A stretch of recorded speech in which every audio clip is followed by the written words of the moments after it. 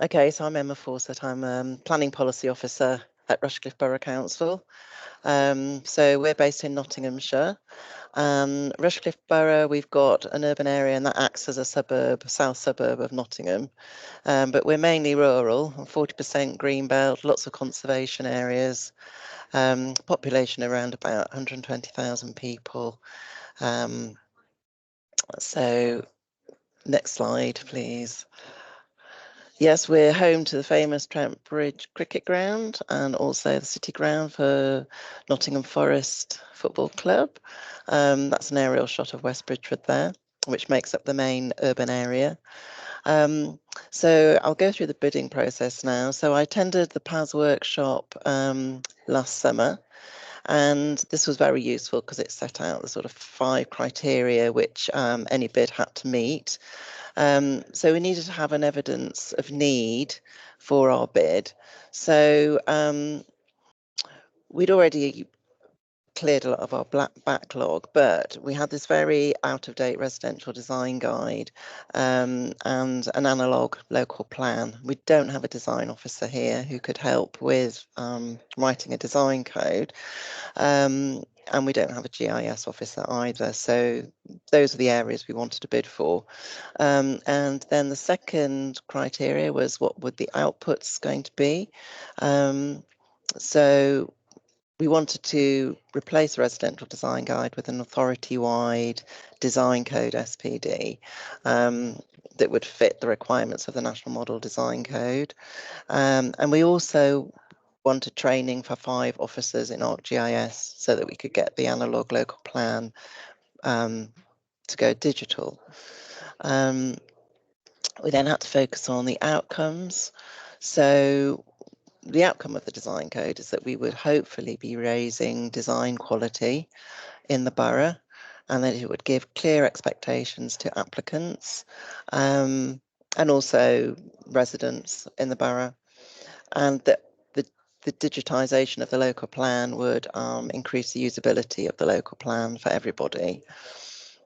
The next criteria we had to meet were we had to demonstrate costs and value for money. So we were told at the workshop match funding is potentially an advantage. So what we decided to do, we had £50,000 set aside to update the design guide anyway. So we then asked for match funding for that, for the design code.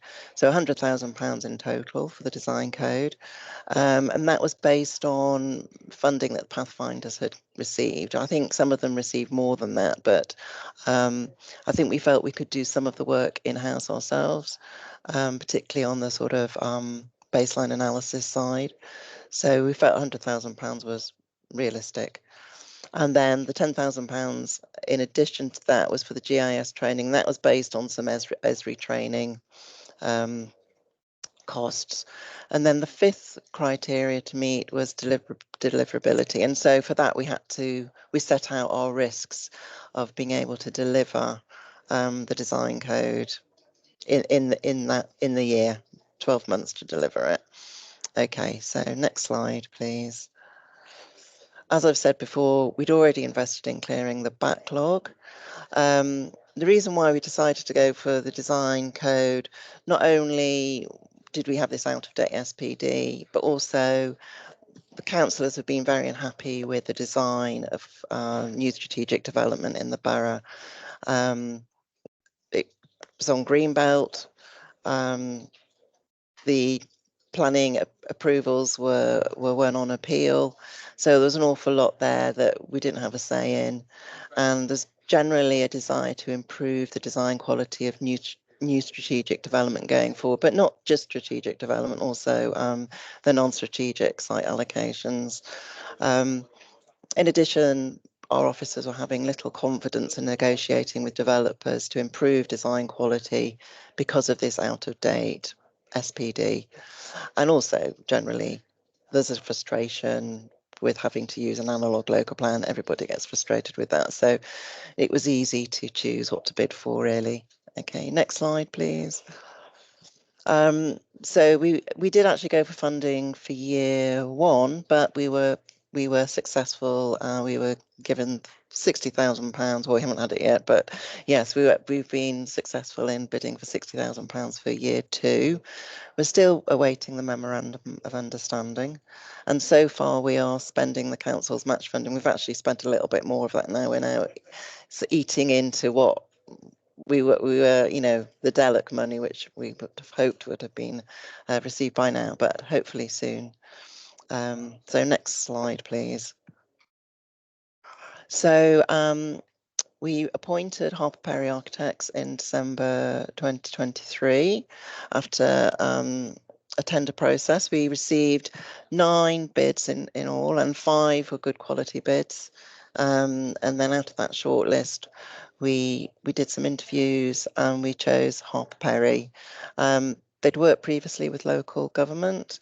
They'd done some residential design guides for other authorities, Hull and Sheffield. Not done a design code before, so there was a bit of a risk there, but I think overall we felt that the team was a good multidisciplinary team. So they've subcontracted an urban designer from Urban Design Works. We've also got a landscape architect there, and we've also got some community engagement experts as well. And in addition, they've also subcontracted Design Midlands to provide design review for us. So I think overall we feel we've chosen a good team. Okay, next slide, please. So we've now completed the scoping stage. As I've said, we did some work ourselves. So internally last autumn, I carried out some focus groups and some surveys amongst our officers and our councillors. So that was really to sort of find out what people felt what the priorities for the design code should be. Where in the borough the design code should cover. Should it just cover some areas, or should it cover everywhere? And we also wanted to know what people sort of liked about the borough and what they didn't like. And then in March, Harper Perry led some workshops with the officers and the Highway Authority. They're a really important stakeholder to get involved early in the design code work. And also we've got an agents forum, which is made up of planning consultants, developers, architects, designers. That was really, really interesting. That was done in March. And then in April, we had a workshop with our councillors and also a follow-up workshop with the officers. So the councillors, we were getting them to do some visioning exercises, and we were also going through the priorities again and making sure that we got the priorities right for the design code. And then we carried out a community engagement exercise for 5 weeks, in which this is a little screenshot here of the engagement platform. So people are able to zoom in on their ward, make comments about strengths and weaknesses and what they felt the priorities were. We got quite a lot of responses to that. Next slide, please. And then also the design team has carried out a baseline analysis. So they've gone through, looked at each, they've divided the authority up into different area types. As per the National Model Design Code. We've got 7 area types in total, and for each one they've gone through and done an analysis of the urban grain, of typical building typologies, character, function, constraints. Next slide, please. So as a result of that, I mean, the two sort of things work backwards and forwards. So the baseline analysis informed the area type, but also the area type sort of informed the baseline analysis. It's a sort of ongoing piece of work in a way, the baseline work. So this is our coding plan. So we've divided the area up into 7 area types. We've got the urban area, but the riverside we've picked out because that's a particular place that's coming under pressure for new development. Then we've divided it up into the 6 key settlements, which are the 6 large villages, which are really act more like market towns. And then we've got many villages, which we've called the settlements. And then there's the rural and farmland area type as well. We've got a local development order on there. That's got its own design code. That's just on there for reference. But we won't be writing a design code without that's already being written. That's the old Rushcliffe on Soar power station. It's the last coal-fired power station in the country, which is just closed, and that's going to be demolished. And it's going to be a sort of focus for green technologies in future. So next slide, please.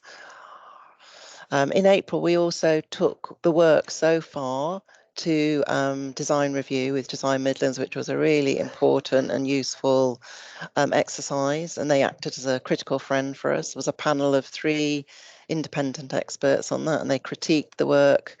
They also had suggestions for the structure and wording of the design code, and we will meet again in the summer, by which time we will have a draft to show them. Next slide, please. So what we're doing at the moment is we're consulting on a design vision and the coding plan that I've just shown you. So we've got an overarching design vision, then we've got a design objective for each of those area types. And we agreed that with our councillors, and we will find out whether people agree with that or not in the next 6 weeks. So next steps, we need to get our digital training organised in the summer with Esri. So that's going to be ArcGIS. And I'm hoping there's going to be a crossover between digitising the local plan and also somehow allowing us to get this design code digitised, so we don't just have this big PDF that people have got to navigate their way through, that we can somehow digitise this. Obviously, we're going to be writing the code over the summer, and then there'll be a statutory consultation on the design code in the autumn with a view to adopt it in January.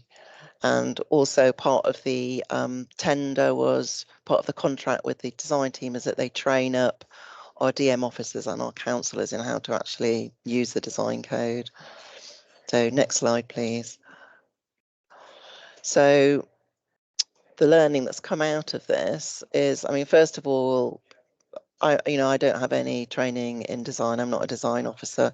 So it was to give me some training and education in what design codes are. So I took part in the UDL Essentials programme, which I found really, really useful. But also we've just had, I think the last speaker mentioned the UDL Design Code School.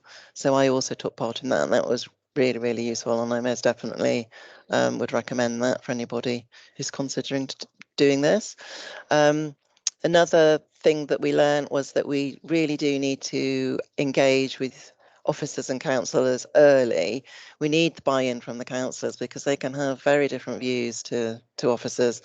They need some education as well in what design codes are, and so the engagement that we carried out with them, which some of it was led by myself, some of it was led by the design team, is really, really important. And they have bought in very much into the design code now, and they're enthusiastic about it and hopeful that it's going to help raise design quality across the borough. The other thing is that you do need to engage consultants quickly. And we had a tender example from Gedling, who's part of the Greater Nottingham Strategic Plan Group. So that was really useful. They were a pathfinder. So I had a tender example to work with. And also it was helpful to have our tender written with a project plan set out before we bid for the DELWC money. So it was clear to DELWC that we were sort of quite organised, hopefully, and we knew what we were doing. We also took advice from our colleagues in economic development because they've got so much more experience in funding bids than a planning policy team has generally. So they had some good tips for us. So next slide, please. So the risks for us are keeping to the timetable. So we engaged Harper Perry in December. We're hoping to have the design code adopted in January. So that's just 12 months. It's quite tight. we are reasonably keeping to the timetable so far. I think it might have slipped a little bit, but hopefully we are going to get a design code adopted in January. I'm not too worried about that. The amount of work involved is greater than we could have imagined. A lot goes into that baseline analysis to provide the evidence for actually what you're going to focus on in the code. And I don't think any of us are quite sure how much work is going to be involved in actually writing the code now. I think keeping it focused is really, really important. We might have to sort of chop some things out that we'd like to go in ideally, and then review the design code at a later stage. Yeah, a risk is agreeing on the scope and getting consensus on the scope, and getting your councillors involved in that is really crucial, because if they don't like the scope, if they don't like the priorities we've chosen, then they can just say no, we're not going to adopt it. So it's essential to get councillor support. So next slide, please. And that's it. Any questions?